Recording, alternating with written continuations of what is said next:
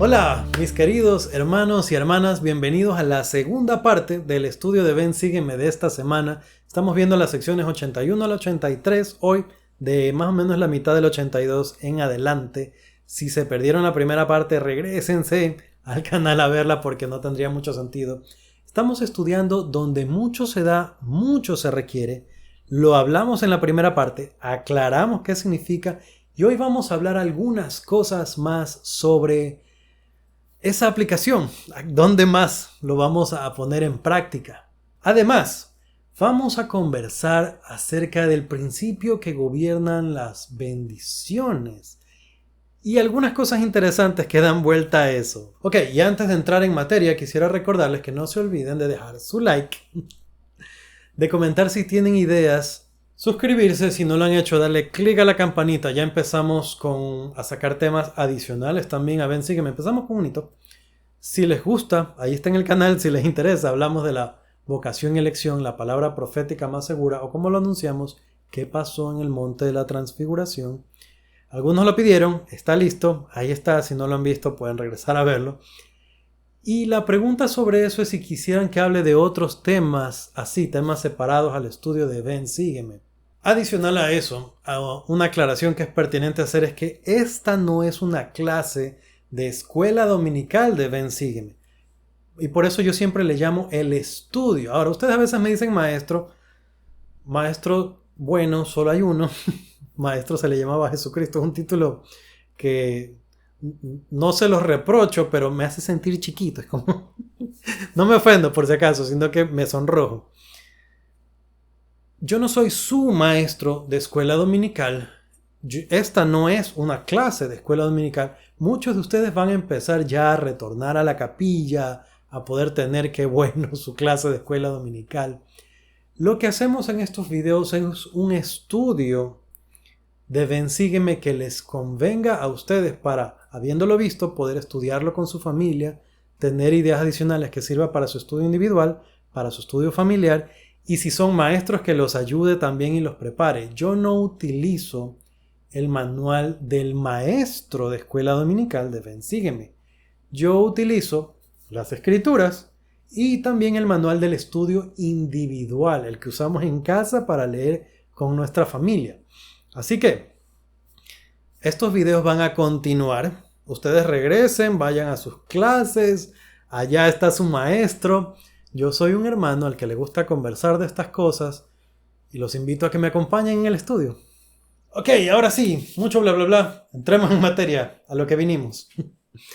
Estamos en la sección 82 y continuamos. Vamos a los versículos 5 al 7. Vamos a ir leyendo y analizando. 5. Por tanto, lo que digo a uno, lo digo a todos. Velad, porque el adversario extiende sus dominios y las tinieblas reinan. Cuando leí ese versículo, pensé yo, es verdad. El reino de Satanás se expande, como dice aquí, sus dominios, y las tinieblas reinan.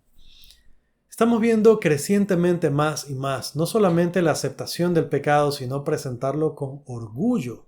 Entonces vemos que antes cosas que avergonzaban o cosas para las que la gente se escondía, ahora las llevan con orgullo. Y lo vemos aún en los memes. La gente cuando comparte memes dice, esa soy yo, se mata de la risa, o ese soy yo, se matan de la risa.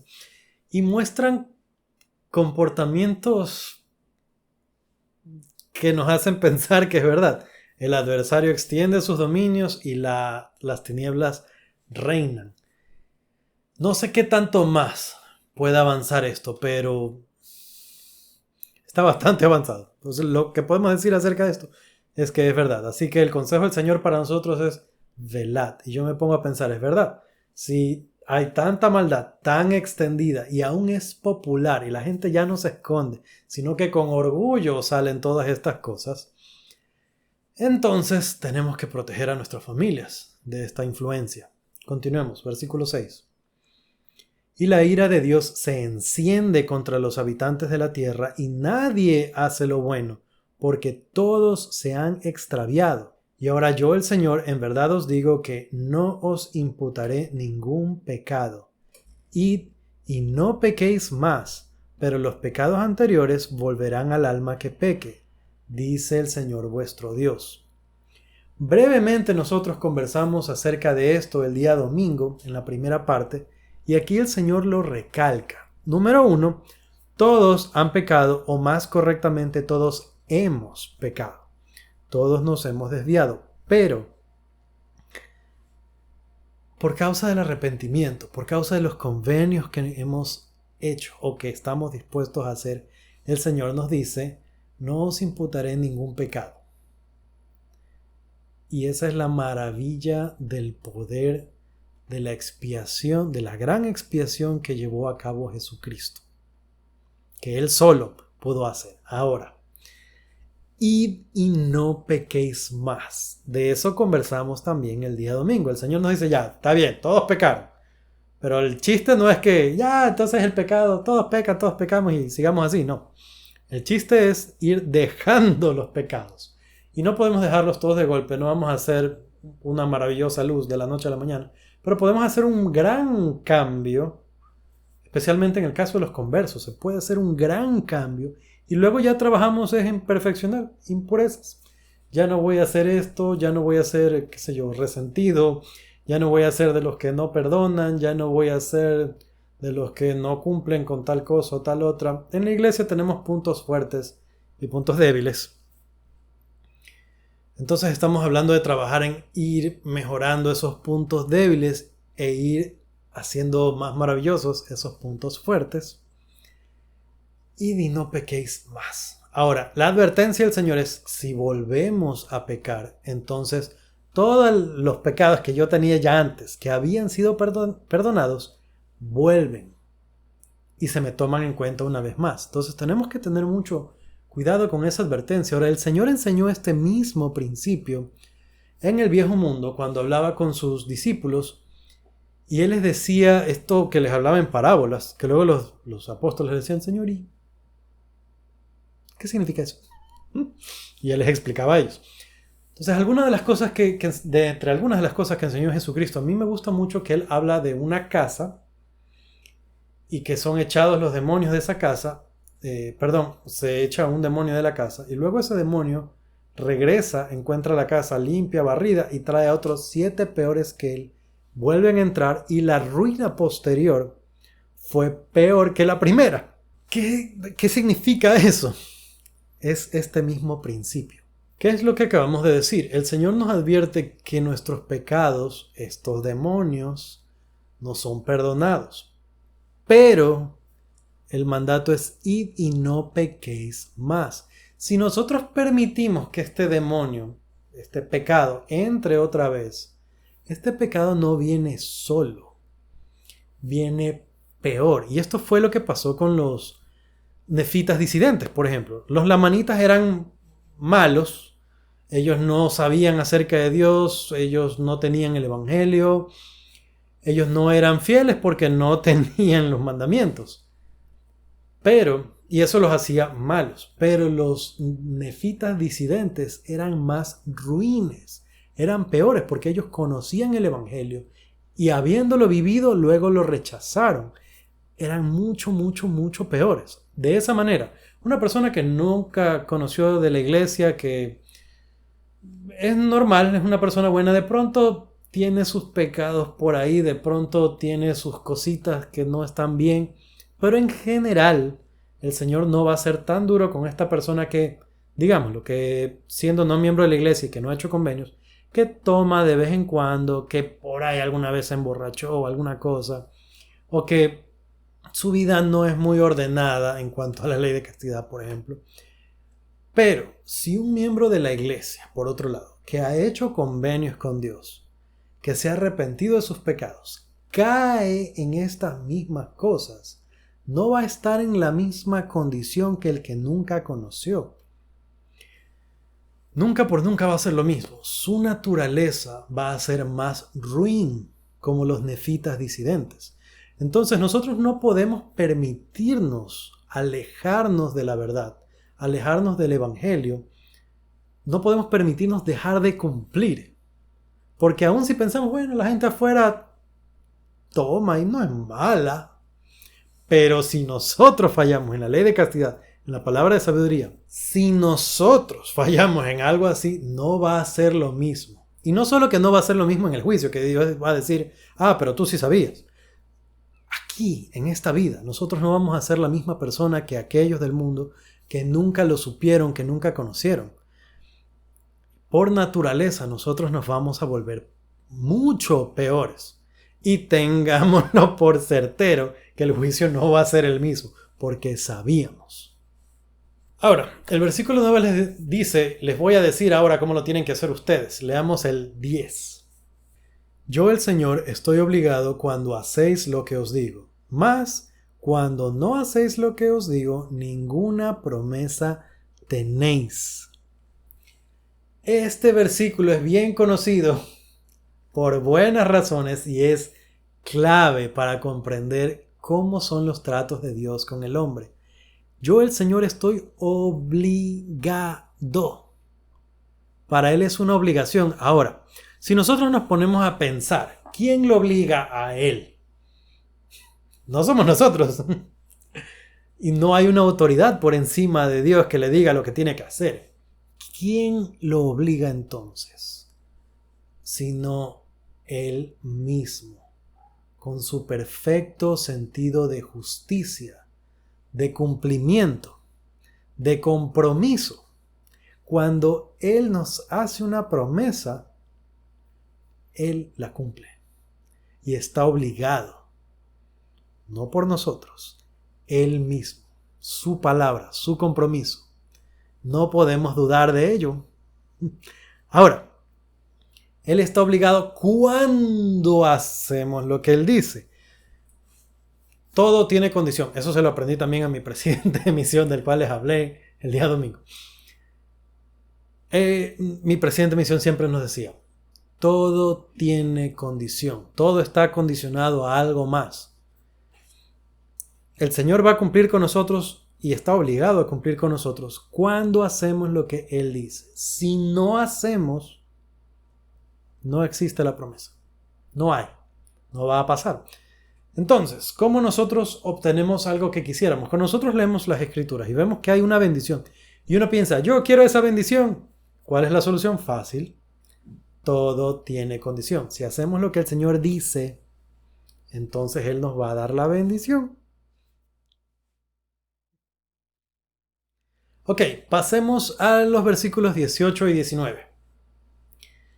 Y todo esto para el beneficio de la iglesia del Dios viviente, a fin de que todo hombre mejore su talento y cada uno gane otros talentos, sí, hasta 100 tantos, para guardarlos en el almacén del Señor, para que lleguen a ser bienes comunes de toda la iglesia, buscando cada cual el bienestar de su prójimo y haciendo todas las cosas con la mira puesta únicamente en la gloria de Dios. Aquí se enfatiza otro punto del que hablamos el día domingo. Conversamos que cuando el Señor nos llama a servir, nosotros cumplimos con los dos grandes mandamientos: amar a Dios por sobre todas las cosas y a nuestro prójimo. Aquí dice, con la mira puesta únicamente en la gloria de Dios. Eso fue lo que hablamos, que hacemos estas cosas para su gloria y buscando el bienestar del prójimo. Este es nuestro esfuerzo y la pregunta clave siempre va a ser ¿quién es mi prójimo? Usualmente nosotros, como tenemos tan grabado en la mente la parábola del buen samaritano, pensamos que es alguien al que nos vamos a encontrar en la calle. Y ciertamente podría serlo, pero ese no es el primer prójimo o el típico prójimo. A mí me gusta hacer este juego de palabras. El prójimo es el próximo. ¿Quién está cerca de mí? Y la primera persona a la que yo debo servir, las primeras, son mi familia. Primero y antes que nadie, la familia. Habrá ocasiones, y esto lo hemos hablado antes, en que yo tenga que temporalmente dejar a mi familia segura, cuidada, protegida, no botada, y atiendo mi llamamiento de la iglesia. Habrá ocasiones en las que tenga que ayudar a un amigo, a un vecino, y temporalmente yo dejo a mi familia. Pero Nuestra primera responsabilidad ante Dios siempre será nuestra familia. No deberíamos ser completamente dedicados a la iglesia para dejar tirada, abandonada a nuestra familia. No puede ser que por estar sirviendo en la iglesia yo dejo botada a mi familia o desatendida. No está bien, no es lo que el Señor espera. Mi prójimo, mi pobre que estaba tirado al lado del camino, asaltado, golpeado, robado, como el ejemplo del buen samaritano, va a ser mi esposa que está en la casa y que la dejé ahí. Mis hijos que están desatendidos. Y lamentablemente es muy frecuente que vemos en la iglesia personas que malentienden esta entrega de poner a Dios en primer lugar y se convierten en desatender a su familia, que debe ser la prioridad. Nuestra familia es importante, nuestro trabajo es importante, nuestro llamamiento es importante. ¿Quién es nuestro próximo? ¿Quién es nuestro prójimo? Es el próximo. Va a depender del momento y de la ocasión y aún de la inspiración. Si yo estoy bien, el Espíritu me puede susurrar y me puede ayudar, me puede guiar a saber qué debo atender en cada ocasión. Pero como regla general, lo más importante es cuidar a nuestra familia. Lo más importante es llevarlos a ellos, a Dios. Su bienestar, el bienestar de mi prójimo, es el bienestar de mi esposa, de mis hijos. Lo primero. Ahora, en estos versículos hay uno que cuando yo lo leí me quedé rascándome la cabeza y tuve que ir a buscar información y la encontré en el manual de instituto. Se los voy a leer y tal vez se queden con la cabeza rascándose también por un momento. Dice el versículo 22. Y ahora de cierto os digo, y esto es prudente, ganaos amigos por medio de las riquezas de maldad, y no os destruirán. ¿Qué? Ok, a mí me dejó. No lo entendí realmente. Y recordé una conversación que tuve con mi papá de un versículo muy similar que está en la Biblia. Y con él también nos quedamos así. Pero la bondad de tener profetas modernos, contemporáneos que nos ayudan a comprender. Lo busqué en el manual de instituto y el manual de instituto dice lo siguiente. Esto es una cita del presidente Joseph Fielding Smith. El mandamiento del Señor que los santos debían ganarse amigos por medio de las riquezas de maldad puede resultar duro cuando no se entiende correctamente. No se indica que el ganarse amigos por medio de las riquezas de maldad, los hermanos tuvieran que participar en los pecados de otras personas, sino que debían vivir de tal manera que pudieran asegurarse la paz con sus enemigos.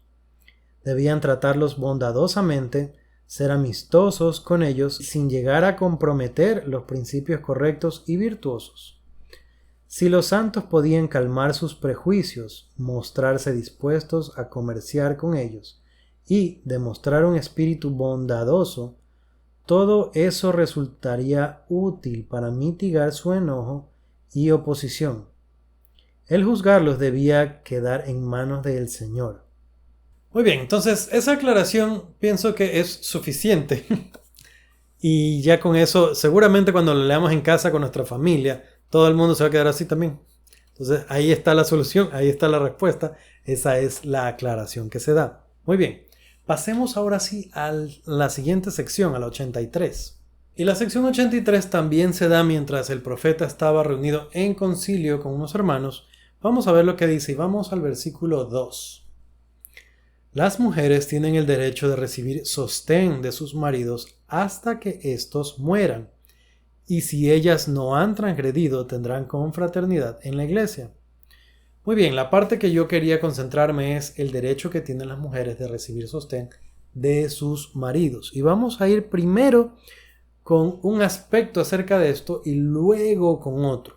Por un lado, para mí esto deja bien claro que la gran responsabilidad de la carga de responsabilidad de proveer está en el varón. A nosotros es a los que se nos llama a trabajar. Y Dios nos ha bendecido con ciertos dones y talentos que nos ayudan a que esto sea el aspecto en el que nos desarrollamos y para lo que somos buenos, para lo que se nos ha llamado, para lo que somos responsables. Nuestra gran y seria responsabilidad como varones es proveer, no solo para nosotros mismos, sino para nuestra familia.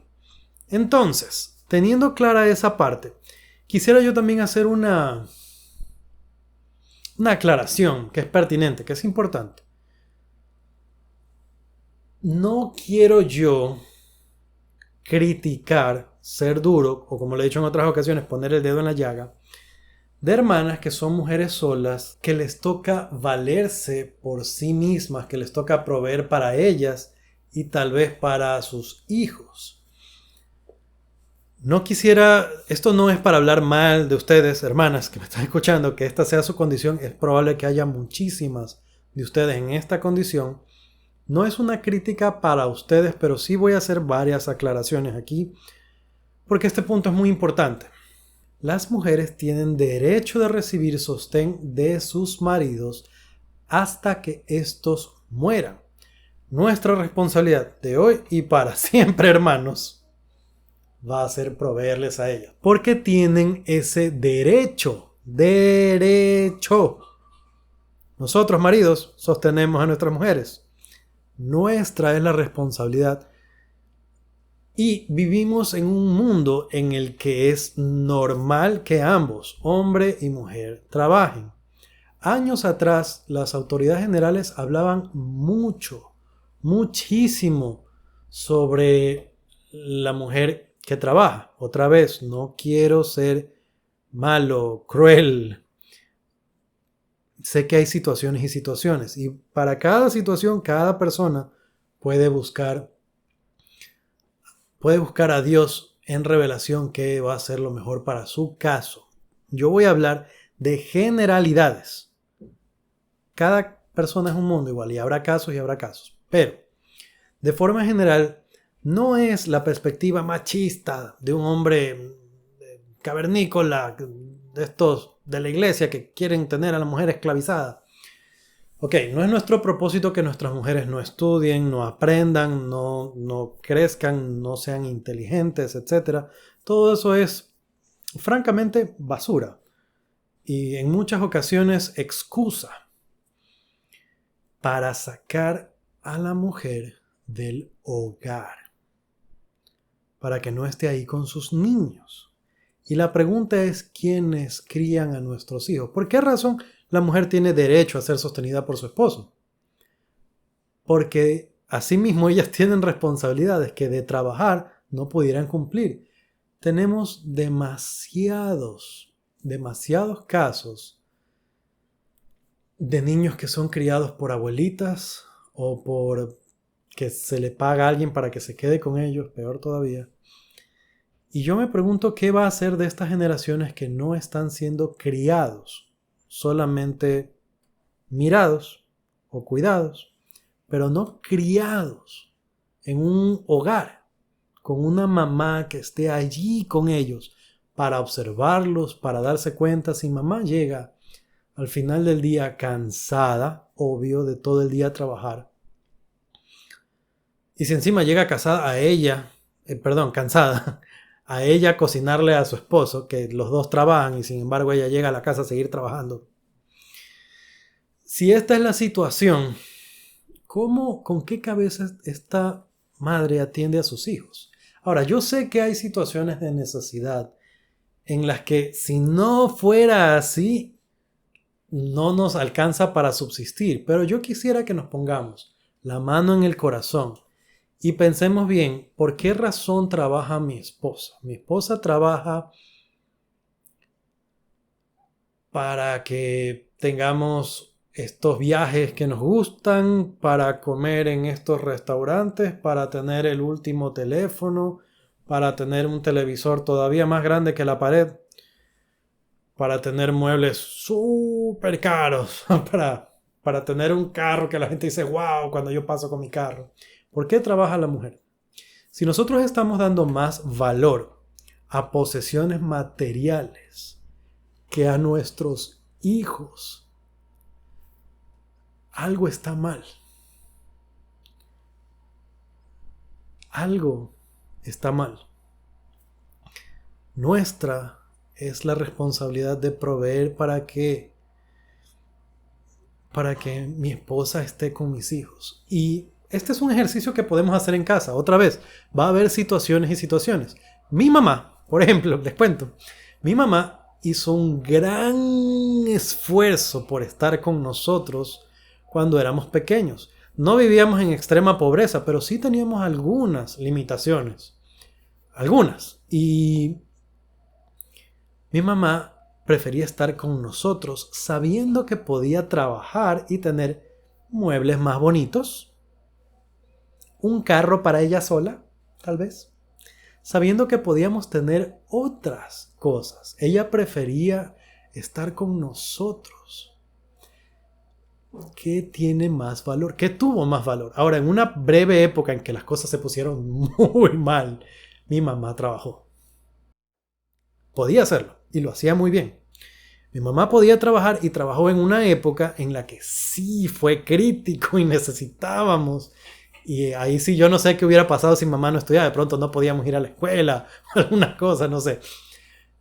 Pero hay situaciones y situaciones. Entonces, por esa época en la que tuvimos una situación complicada, mi mamá trabajó. Y cuando salimos de esa situación complicada, otra vez, mi mamá pudo haber dicho, bueno, ahora que mi esposo puede cumplir con todas estas cosas tranquilamente porque salimos de ese bache por el que todos podemos pasar.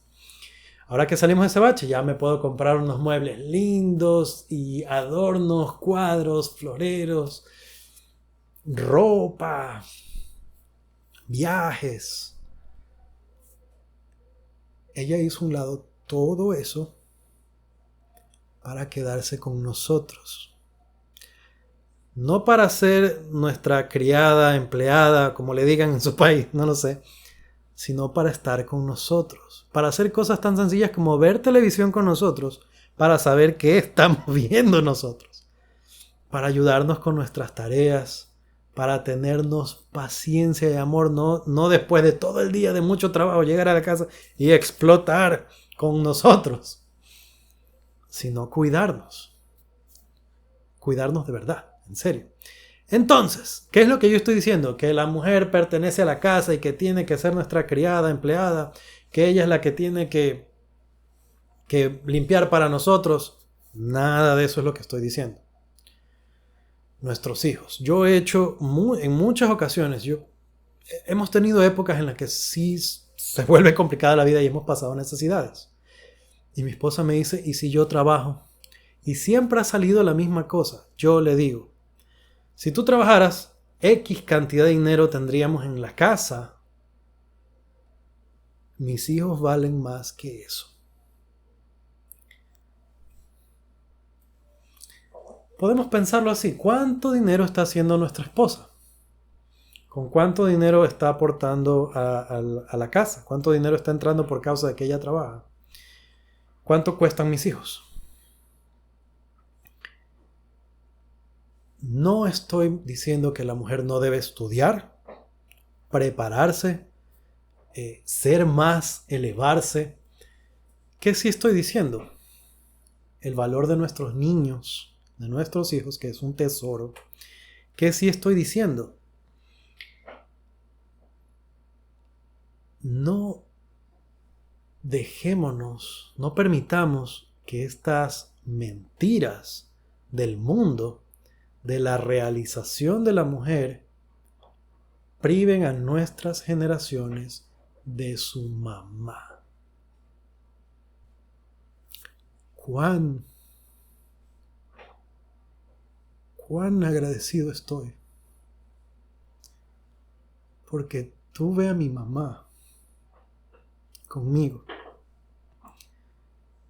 para enseñarme, para consolarme cuando necesitaba consuelo, para acompañarme cuando necesitaba compañía, para escucharme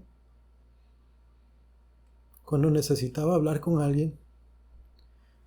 Cuán agradecido estoy que ella trabajó cuando fue necesario y más agradecido que dejó de trabajar cuando me considero a mí y a mis hermanos más necesarios que el dinero.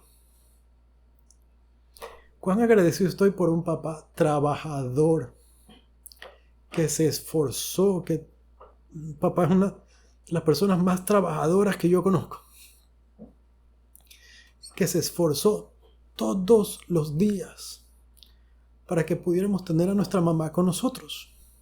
Cuando fuimos adultos, cuando ya estábamos años finales del colegio o ya fuera del colegio, mi mamá volvió a trabajar y siguió trabajando por años. Y se empezó a comprar sus cositas y a darse el gusto de comprarnos regalos incluso. Y ella entendía y nos lo enseñó. Y cuán agradecido estoy a Dios por ello. Ahora, seamos nosotros una bendición para las siguientes generaciones. Sigamos leyendo. Versículos 4 y 5. Todos los niños tienen el derecho de recibir el sostén de sus padres hasta que sean mayores de edad. Y después de eso pueden recurrir a la iglesia, o en otras palabras, el almacén del Señor, si sus padres no tienen los medios para darles heredades. Este es el orden. Yo, papá, soy el que tiene que proveer para mis hijos, darles todo lo que pueda, todo lo que tenga, todo sacrificio para ellos. Y aquí es donde podemos hablar de otro montón de cosas. ¿Estoy yo poniendo toda mi atención en darles lo mejor posible a ellos o atenderme a mí? Comprarme yo algo que me gusta o concentrarme en su futuro. Estoy solamente ahorita con un carro súper o estoy pensando en su educación, en su futuro. Si yo no puedo, por razones de la vida que pasan cosas y a veces hay problemas y a veces de verdad que no se puede, y entonces podemos buscar la ayuda de la iglesia. Pero el primer responsable tengo que ser yo. Se tenía que decir y se dijo. Muy bien, mis queridos hermanos. Como les decía, el fin no es poner el dedo en la llaga. Sé que hay madres que son solteras no por su mala decisión. Esperamos. Hay muchas que lo son por su mala decisión, pero podemos arrepentirnos. Y hay muchas que lo son no de su mala decisión, no de sus errores, sino de los errores de alguien más. Hay situaciones en la vida, a veces alguien fallece antes de hora.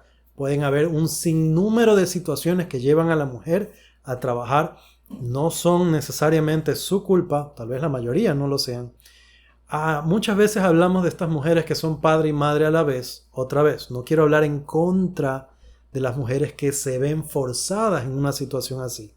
Pero voy a hablar en contra de cuando tomamos malas decisiones. Hermanas, especialmente solteras, escojan bien.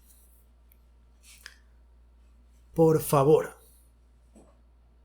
no escojan un padre para sus hijos que no vaya a ser un buen padre, que no vaya a ser un buen proveedor.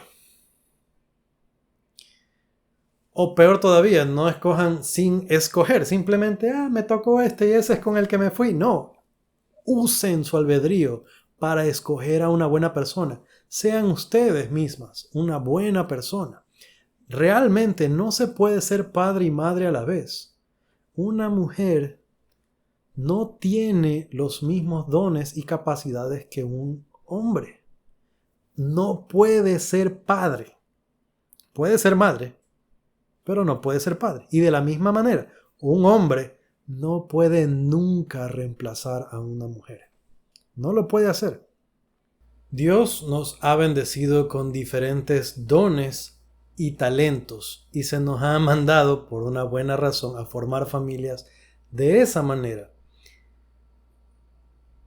Usemos bien nuestro albedrío. Pensemos no solo en nuestro futuro, sino el de nuestros hijos.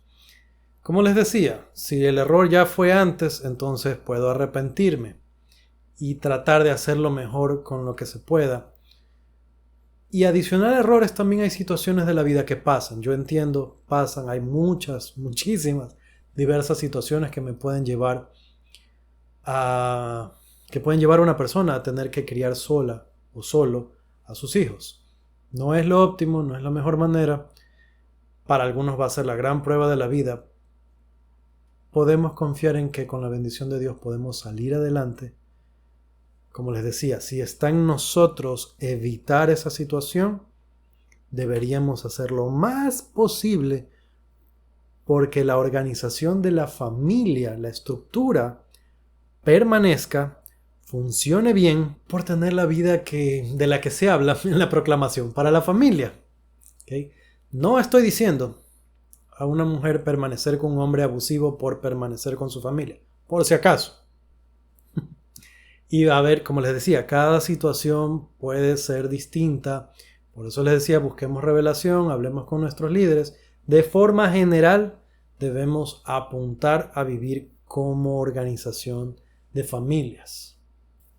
Finalmente, el versículo 6 dice, se mantendrá el almacén por medio de las consagraciones de la iglesia y se proveerá lo necesario a las viudas y a los huérfanos, como también a los pobres. Amén.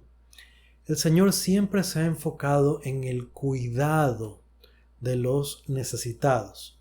Fíjense que se refiere a las viudas, a los huérfanos. Como varones, nuestra responsabilidad es atenderlos. Si me morí, entonces ahí sí la iglesia, bueno, ahí hay una viuda, ahí hay huérfanos, hay que ayudar. Mientras esté el hombre, la responsabilidad es de él, es nuestra. Así que a cumplir con nuestras responsabilidades. Ok, mis queridos hermanos y hermanas, creo que nos alargamos un poquito, así que de forma particular hoy, si llegaron hasta aquí, estoy muy agradecido. Cuéntenme en los comentarios qué cosas les gustaron, qué aprendieron, en qué podríamos mejorar, qué preguntas tienen, de qué temas quisieran hablar adicional al estudio de Ven, Sígueme. Conmigo será hasta la próxima. Chao.